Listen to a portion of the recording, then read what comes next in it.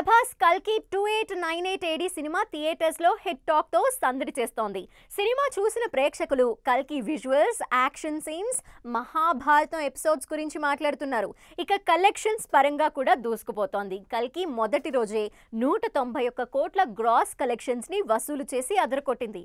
ఇక ఈ సినిమాలో కమల్ హాసన్ నెగటివ్ షేడ్స్ ఉన్న సుప్రీం మాస్కిన్ అనే పాత్రలో కనిపించారు. కల్కి సినిమా మొత్తం మీద కమల్ హాసన్ మహా అయితే 10 నిమిషాలు కూడా కనిపిస్తారేమో. సినిమా క్లైమాక్స్ లో కమల్ హాసన్ సీన్ అదిరిపోతుంది.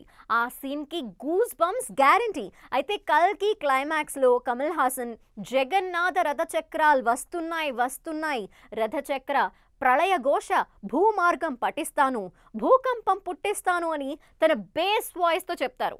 ఈ కవిత శ్రీ మహాప్రస్థానంలోనిది. ఇదే కవిత కమల్ హాసన్ 44 ఏళ్ల క్రితం ఆకలి రాజన్ సినిమాలో చెప్తారు. ఆ సినిమాలో కమల్ హాసన్ శ్రీ వీరాభిమాని.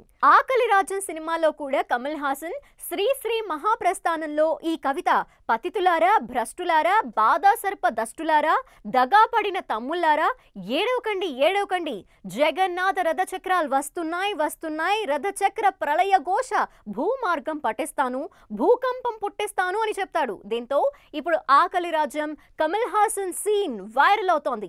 40 ఏళ్ల తర్వాత కమల్ హాసన్ మళ్ళీ అదే డైలాగ్ కల్కి సినిమాలో చెప్పాడంటూ ఆ వీడియోని వైరల్ చేస్తున్నారు.